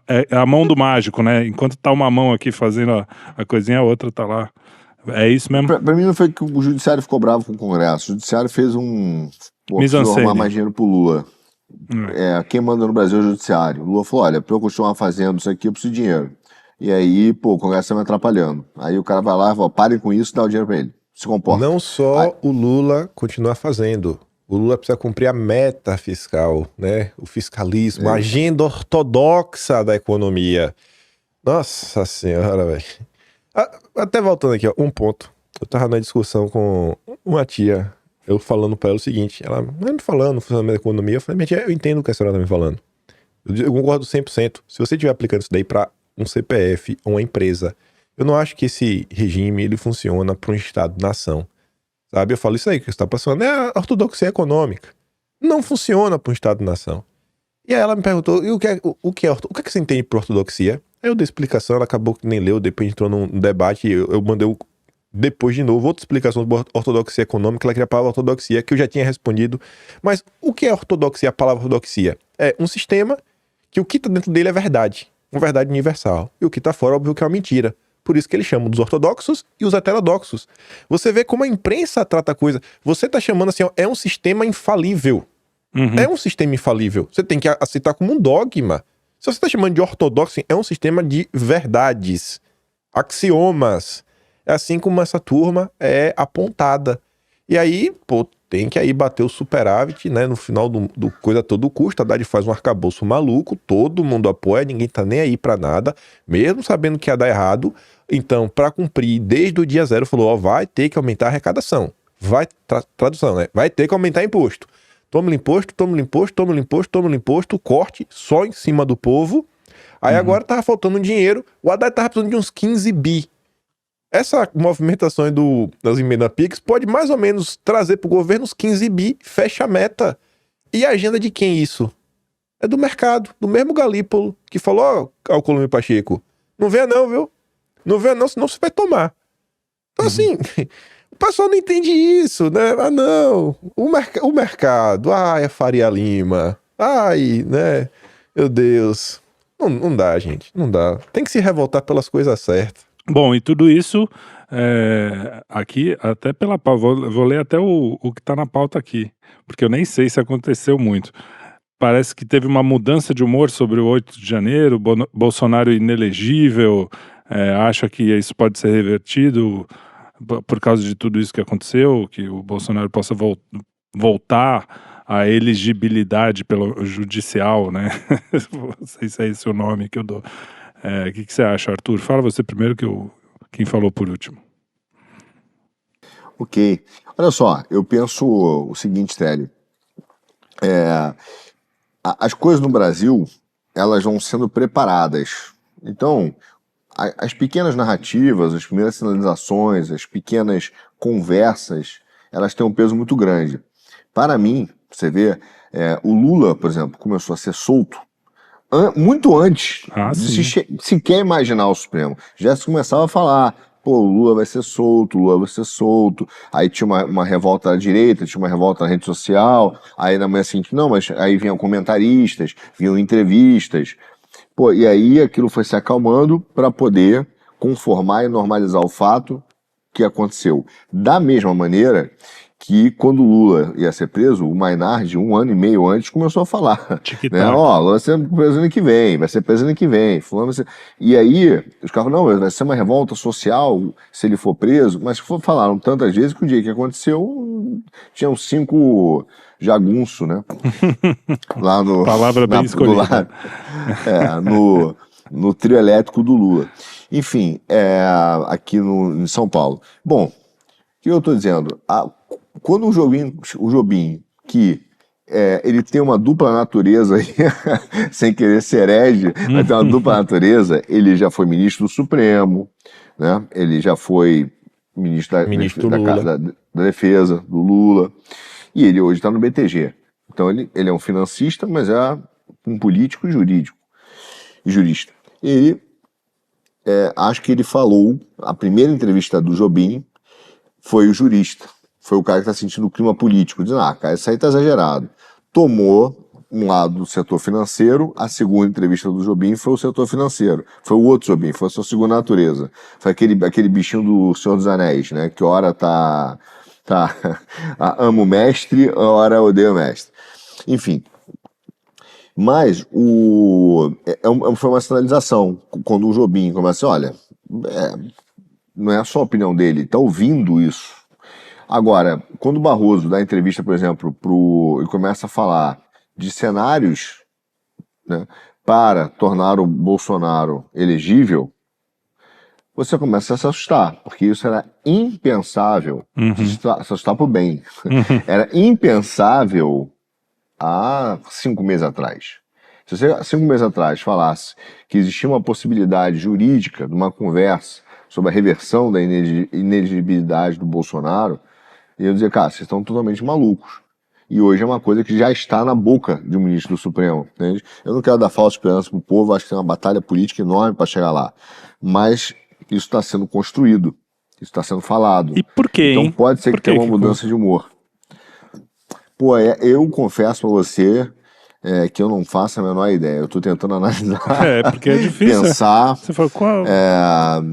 Eu entendo que o Lula cansou, que o Lula está esgotado e está entregando. Terá um segundo mandato na cabeça dos caras, né, caso ganhe, muito pior do que o primeiro. E vai ser um desastre para o Brasil. Então, não sei. Não sei o que está acontecendo, não sei qual é a visão do establishment, mas o fato é que está mudando. Talvez a percepção da reação popular, talvez a percepção da direita no mundo, mas eu ainda não tenho essa leitura. Eu acho que tem um pouco disso, né? Que a gente tem feito uns caminhos muito parecidos com os americanos. A única coisa que foi invertida foi a tentativa de que veio antes, mas de resto parece que eu ouço uns programas americanos lá, o Daily Wire e tal, e cara, às vezes teve uma época especificamente que eu ouvia o programa e eu falava, se trocar o nome de Trump para Bolsonaro, dá pra traduzir literalmente o que o cara tá falando, tudo, até os outros personagens, você pegar pessoas análogas, né?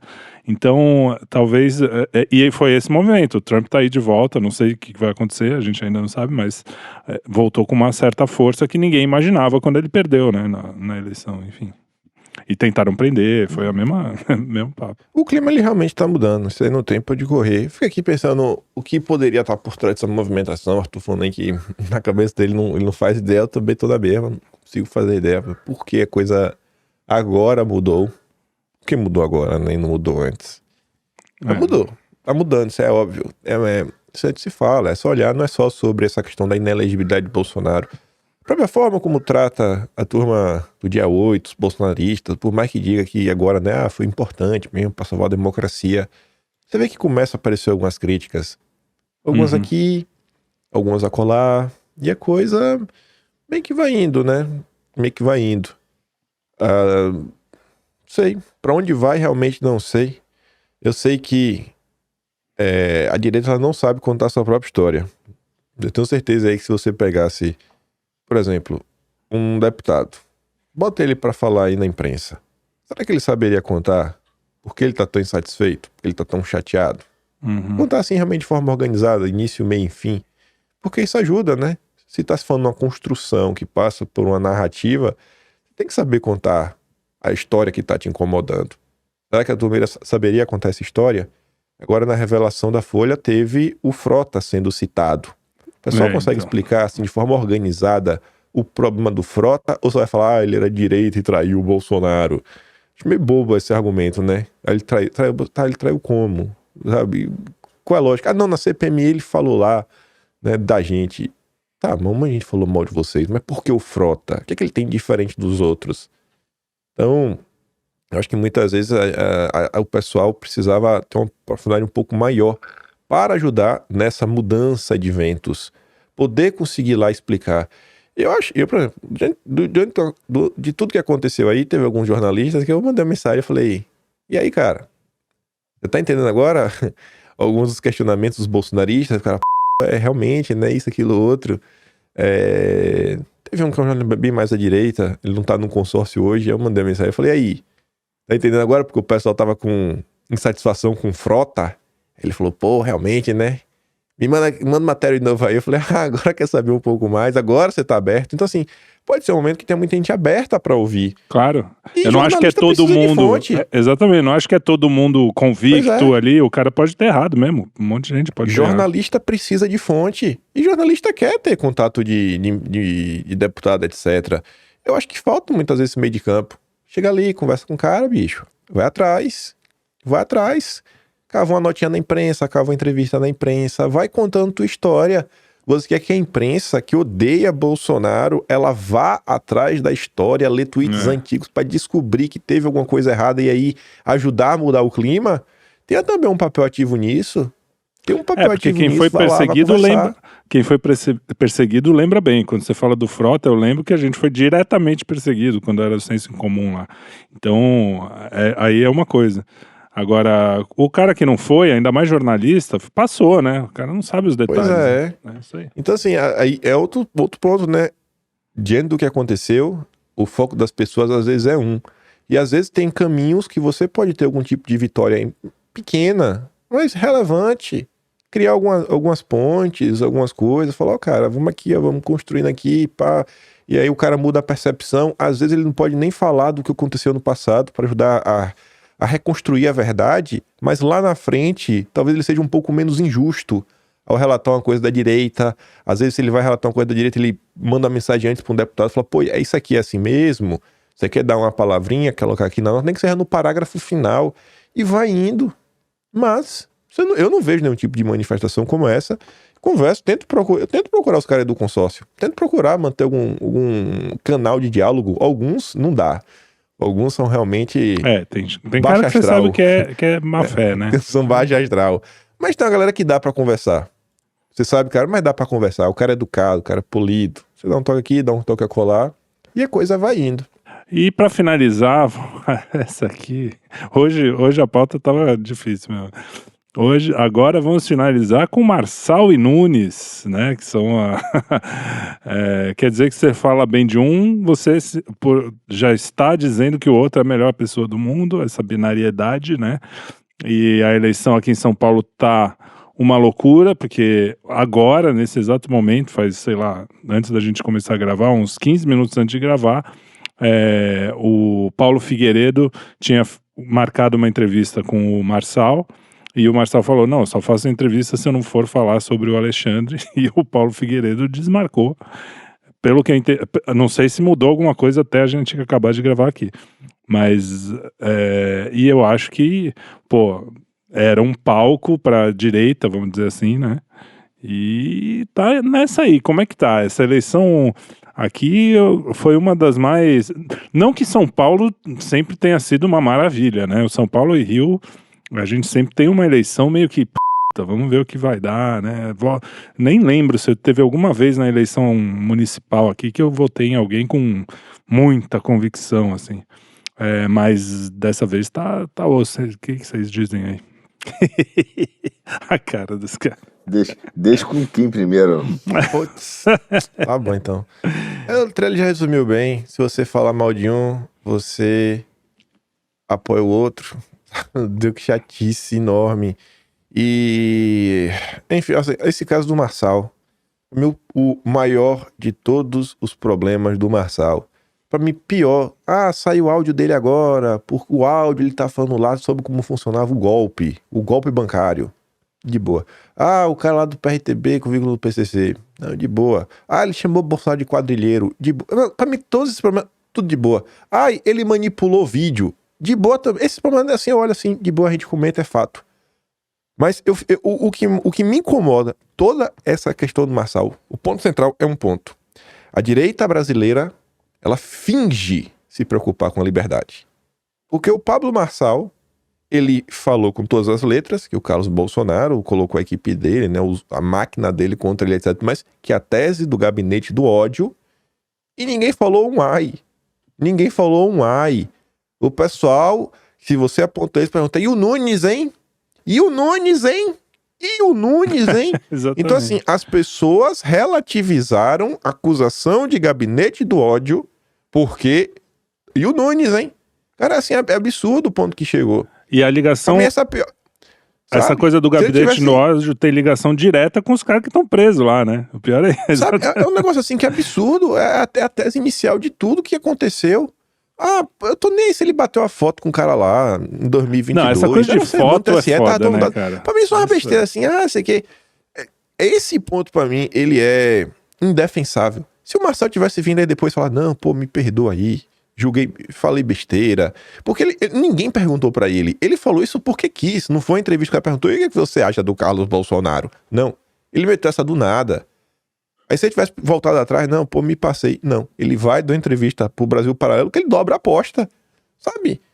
Eu fico, gente, pelo amor de Deus, pô, se você pontuar isso, você é Nunizete? Significa que você que é pra votar no Nunes? O pessoal perdeu a capacidade, as pessoas se movem puramente pelo emocional. Me perdoa, não consigo ver de outra forma. Ô, Kim, pô, você me desculpa. Eu sou menos romântico que você. Eu acho que esse emocional aí tem nome. Chama boleta. Doleta. tem patrocínio, entendeu? Eu não tenho nenhum problema de falar isso. Emenda Pix da direita, você cancelado, não tem problema nenhum. Olha só, existe um problema, eu acho que é o seguinte, primeiro, que é o entendimento de como se constrói um projeto político de longo prazo. Isso é uma coisa. Como se constrói um projeto político de longo prazo. Segundo, nós temos um problema de capacidade de pessoas ainda na direita. É um movimento que está se formando. E aí o que acontece? Eu percebo assim, sabe aquela menina que está tão doida para namorar e se apaixonar por alguém, ela precisa se apaixonar por alguém, ela passa em frente à banca do jogo do bicho, aí vê o cara anotando e fazendo conta ali, aí ela chega ali para a mamãe e fala assim, mãe, pô, me apaixonei por um cara ótimo, ele é um escritor e é bom de números, é matemático também, entendeu? É um Marçal, então assim, é o cara que a gente tá querendo se apaixonar por pessoas e entra alguns aproveitadores nessa linha. Só que eu acho que ele entrou de uma forma que você falou, com uma série de incoerências, entendeu? Dizendo assim, eu sou Bolsonaro. Então, se é Bolsonaro, você segue a orientação do Bolsonaro, né, cara? Você tá participando de um projeto político. Não é o caso. Eu acho que ele tem um lado de fato, de ter entrado, cara, posto dinheiro na mesa, cooptado muita gente, entendeu? Cooptado pessoas e que estão lá para defender ele, para fazer ele chegar no segundo turno. Então, assim, eu prefiro uma construção de projeto político mais consistente. Nós não vamos mudar o Brasil, até porque a direita não é revolucionária. Quem é revolucionária é a esquerda. Que o Olavo já fala isso. O Olavo já falava isso. Quem faz essa revolução armada, violenta, que destrói as bases do país, é a esquerda. Nós não somos revolucionários. Eu prefiro uma construção de um projeto político, às vezes cooperando com grupos que não necessariamente têm 100% do nosso entendimento, mas pelo menos que nós consigamos implementar nossas pautas e ser mais fortes. O Marçal, para mim, é uma farsa. Ele está sendo prefeito para ficar 2 anos sem senador, e depois ele vai querer ser presidente. E é um movimento ególatra, não é um movimento estruturado, político, entendeu?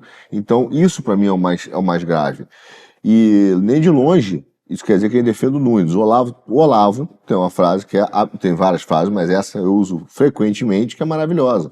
Ele já falava, o problema do Brasil é que você criticar a aspirina, você vira defensor da febre. Exato. Frase do Olavo. É isso. Então você virar pro cara e falar, esse cara não é o cara. Não é um cara para ser eleito. Ele não vai conseguir montar um gabinete, ele não vai conseguir aprovar projeto, entendeu? Ele vai querer usar rede social, pagando os caras, etc., para fazer política do barulho, tudo para fazer uma plataforma pro Senado. Então, se fosse uma plataforma legítima, porra, tem um projeto político por trás, cara, tem uma coerência política, tem uma visão de Brasil, tem uma visão de São Paulo. Qual é a visão do Marçal? Porra, Marçal não tem visão nenhuma. Em inglês eles chamam de empty suit, que é o cara com o terno vazio, né? É um terno, ele não tem uma ideia. Eu também tenho essa sensação, e eu não confio, cara, em ninguém que só fala o que eu quero ouvir, entendeu? O Bolsonaro, o grande defeito dele, né, defeito aspas, é que às vezes ele falava até coisas que a gente falava, puta, não precisava falar isso, não deixa isso tão explícito, porque isso não pega bem politicamente, as pessoas, você vai perder voto com esse negócio, né? Para um político tem que segurar às vezes alguma coisa. Então, essa coisa da boca solta, de falar demais, de ser meio radical em algumas coisas, era um sinal de o quanto ele era verdadeiro ali, o quanto ele estava falando a verdade. No caso do Marçal, a minha percepção é que é o contrário. Ele só sou muito louco porque ele sabe que a base vai aplaudir, que não sei. Eu tenho muito essa sensação, e não é de hoje, e desde na época até a gente fez um Notícias de Quinta, o Márcio sabia quem era ele, falou, não tenho nada contra o cara, mas tinha já essa percepção, coisa de coach, né? O cara quer falar o que você quer ouvir, vai saber falar o que você quer ouvir. E parece que o twitteiro médio aí cai nesse papo assim que você fala, não é possível. Tá muito explícito. Não é um cara assim que você fala assim, pô, não sei, talvez ele realmente, né, tem alguma coisa. Pra mim, eu não sei se eu já convivi com pessoas meio nessa linha, assim, e fiquei meio vacinado. Mas eu tenho essa coisa de, o cara vai sempre falar o discurso direitinho, mesmo que seja, nossa, como é que se diz? Polêmico, mas é uma polêmica dentro daquele quadradinho de que você sabe que o público dele vai aplaudir, entendeu? Não sei se eu fui claro, mas é essa sensação que eu tenho ali. E aí, cara, não consigo... E essa coisa só de você falar uma coisa, é que nem quando a gente critica o liberalismo aqui, né? O cara já fala que é comunista, que é russo, não sei o quê. É a mesma coisa. Eu tenho uma coisa que eu achei muito boa nessa disputa em São Paulo. O pessoal às vezes olha tudo, né, como se tudo fosse ruim. E aí, já que você for até de comunista, né, eu vi essa do Rui Costa Pimenta, ele falando, cara, o mundo é dialético, né, nem tudo é bom, nem tudo é ruim. É algumas nuances ao longo, né? Relativizou até na tristeza já tem uma coisa Arthur, boa. fodeu. Até uma coisa boa, até uma coisa ruim tem uma coisa boa, e até uma coisa boa tem uma coisa ruim. E aí, nessa situação de Marçal e Nunes, se de um lado eu tô vendo um movimento crescer, né? A direita sem Bolsonaro, um movimento real que tá crescendo. De um lado eu acho isso sacanagem. Do outro, pra mim, tem algo muito bom mesmo. Um dos principais pontos que o pessoal coloca de forma acertada contra o Nunes é o fato que ele foi a favor do fique em casa. A economia a gente vê depois. Pra mim, a questão também da picadinha obrigatória. Sim. O pessoal fala isso de forma acertada. E porque eu adoro isso? Porque o pessoal tem memória? Também. Porque eu espero que, em especial, os influenciadores, se estão recebendo boleto ou não faço ideia, mas quando chegar 2026, acabou o Zema. Acabou esse papel liberal, porque não tem Zema, não tem Caiado, não tem Ratinho Júnior. Todos eles foram a favor do Fique em Casa. O Zema foi além. As lojas da família dele estavam abertas, enquanto Minas Gerais estava fechada. O Zema fugiu do CIPEC de 2023, quando foi questionado por uma funcionária que foi demitida sobre a questão da picadinha. Ele fugiu do palco. Até a Janaína Pascoal criticou ele. Então, assim, cara, eu tô adorando, porque muitas dessas pessoas que estão criando um movimento direita sem Bolsonaro, e muita galera muito simpática, o Novo, Deltan Dallagnol, estão colocando exatamente a corda no pescoço. Porque vai vir 2026 e vai falar, cara, olha aí, e aí vamos todos juntos contra os defensores do Fique em Casa, os defensores da picadinha. Porque é aquela coisa, a gente tá numa posição aqui que a gente mostra, ó, o Nunes defendeu isso, a Agenda 2030, a mina lá mais de esquerda na comunicação, na direitos humanos e na parte da educação e direitos humanos, duas partes diferentes, lá, ela é bem à esquerda, uma é a Soninha, uma coisa, outro não lembro o nome. Aí o Nunes falou que o Bolsonaro errou ao falar do Bruno Covas, que o Bolsonaro estava criticando exatamente ele fechar a cidade de São Paulo, né, inclusive soldar a porta de estabelecimento e ir curtir o jogo do Santos. Isso ele pode, enquanto tranca o povo. Aí gravou aquele vídeo da Joyce, que até acho meio coisa, porque é um vídeo que foi para todos os candidatos. Isso eu achei e depois, bobeira também. Numa entrevista pro Eduardo Bolsonaro, ele falou que errou. Mas, cara, errou, bicho. Se ele tivesse só gravado a entrevista sem falar o nome dela, beleza, você gravou, o pessoal pegou lá e colocou, mas você cita o nome dela. Mas foi só o nome, foi um padrão. Não, cara, não. Você errou, irmão. Você errou. Mas eu tinha que fazer para todos. Você está errado. Você não deveria ter feito para a Joyce Hasselman. Mas eu vou fazer para todos, menos ela? Sim, você errou. Então teve isso. Teve mais coisa também. O Nunes lá, tweets antigos, apoiando a chapa Dilma e Temer. Mas ele é do MDB. Não ia apoiar o Temer? Apoiou a Dilma. Isso aconteceu. Vai pesar contra você. Chore. Você tomou sua decisão política lá atrás. Não posso fazer nada, irmão. A vida que segue. Se ele fosse um cara com posicionamentos mais à direita ao longo dos anos, ninguém ia estar puxando a capivara dele lá de trás para falar dessa questão do Temer. Então, tem tudo isso daí. E do Maçã a gente comenta todos os outros também. A questão da quadrilha, de banco. Tá rolando, né? O áudio dele da questão lá, dos e-mails da questão da quadrilha. Aquilo é bizarro. Mas vai ter que... Não, mas veja bem, porque ele disse. O pessoal prefere acreditar no que o Marçal tá falando hoje em dia do que no áudio da época dele, que você escuta com seus próprios ouvidos. Mas tudo bem. O pessoal perdeu. Tá levando tudo pro emocional, né? Nunes super miserável, mito Marçal. Enfim, né? O bom é que 2026 a vida do Zema vai estar bem complicada. É isso aí. Agora, você falou um ponto que eu acho muito, muito interessante a gente botar aqui também, essa coisa dele apoiar a Joyce. Toda eleição tem alguém apoiando alguém que dá um problema, né? Não sei se você notou, não foi a primeira vez. Não querendo passar pano, porque realmente a Joyce é nível frota, né? E ela pessoalmente também foi atrás da gente lá naquela época. Mas a questão é que, assim, cara, existe um problema. Se o cara mais popular... Tem dois caras, vamos pegar até a narrativa meio oficial. Tem dois caras populares no Brasil, Lula e Bolsonaro. Bolsonaro é o cara mais popular da direita. Isso não tem questionamento. Ele vai em qualquer lugar, lota os lugares, as pessoas... beleza. Como é que o partido desse cara coloca uma mulher como a Joyce para fazer a mesma coisa, para concorrer junto com o prefeito que esse cara está indicando? A coisa do Bolsonaro não ter conseguido, não sei se porque não conseguiu mesmo, ou porque é difícil no Brasil, ou porque não conseguiu, porque não teve capacidade, conseguir fazer um partido que ele pudesse realmente organizar as coisas é um problema no nosso sistema. Então tem um problema sistêmico nesse sentido, de partidos e coligações e não sei o quê, que é muito anterior a tudo isso, né? Quando o vídeo da Joyce, apesar de me subir o sangue também no sentido de eu não gostar daquela mulher, de ter sido um erro, Eu passei um pano nesse sentido, de falar, cara, o nosso sistema já é esquisito isso, é muito... Eu não sei se vocês concordam comigo em relação a isso, porque foi o que me passou. Pô, como é que pode todo ano a gente não tem um cara que a gente consiga votar, assim, falar, pô, esse aqui é legal, não sei o quê.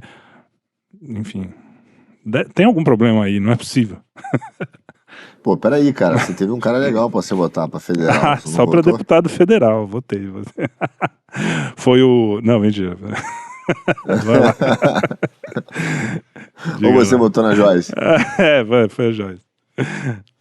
Cara, eu complemento com o Kim, eu acho que o vídeo da Joyce, o pior do vídeo da Joyce, olha só, a Joyce, ela tinha uma base histórica nisso na carreira dela, bolsonarista.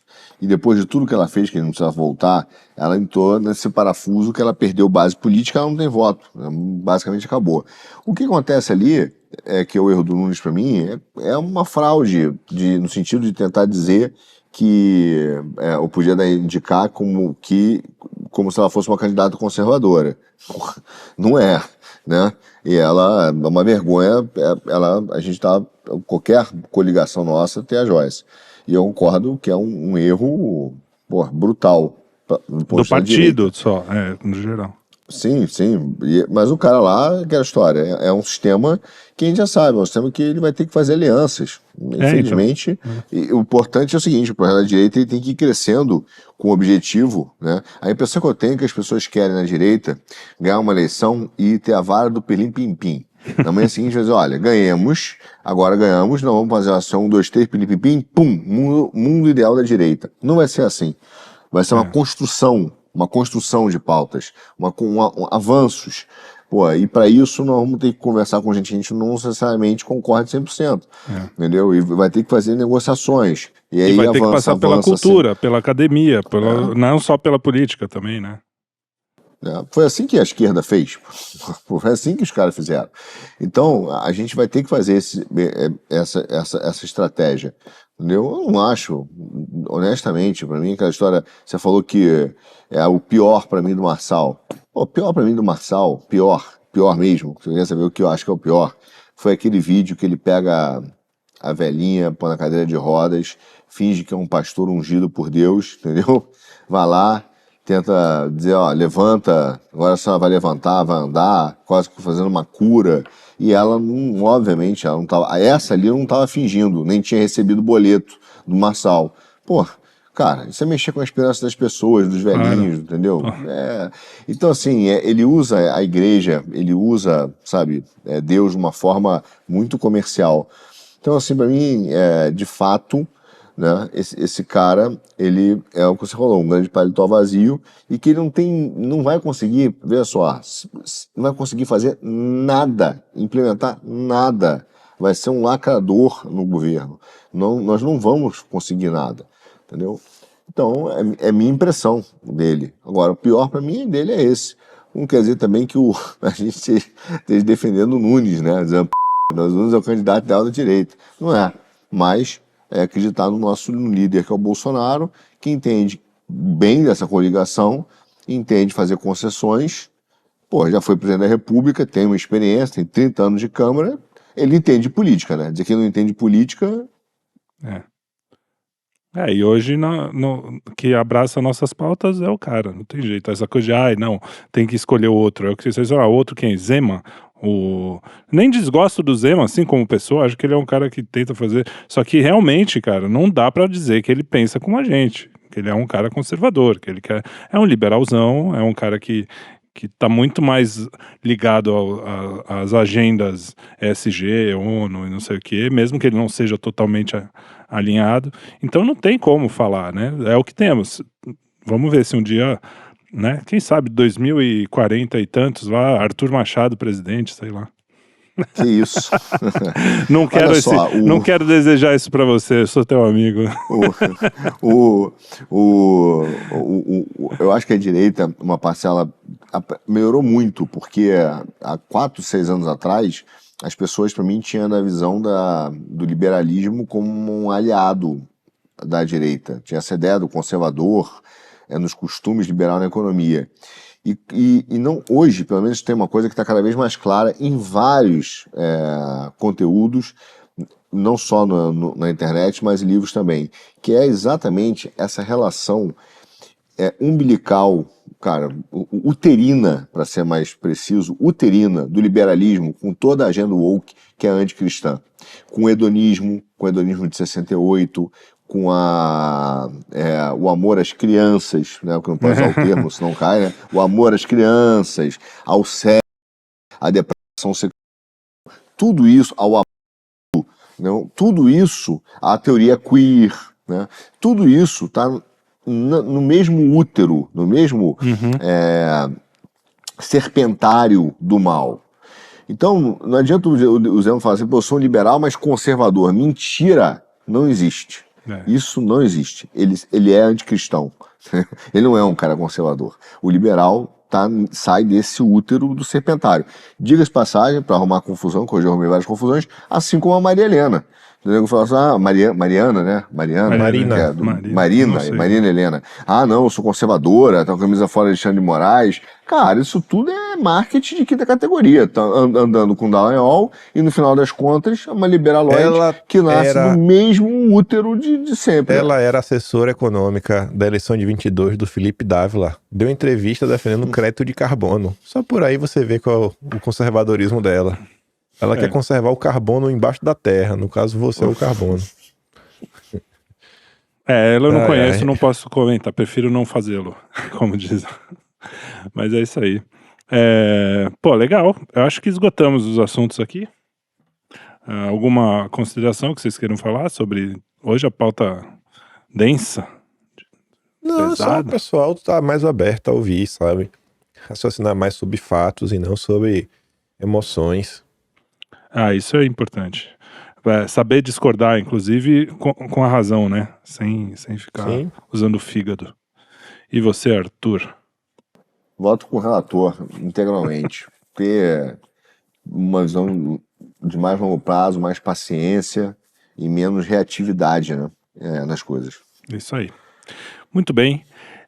Eu então me despeço de vocês aqui, peço para que vocês comentem aqui o que vocês pensam, vocês, nossos ouvintes, e que também vocês assistam domingo, teremos o nosso programa Quinto Elemento, segunda-feira tem o Joel com Filosofia e Cultura, terça-feira eu faço o Cine Quinto, que é um programa mais cultural, quarta-feira Trocando as Bolas, que dizem que é de esportes, mas eu acho que é de qualquer coisa.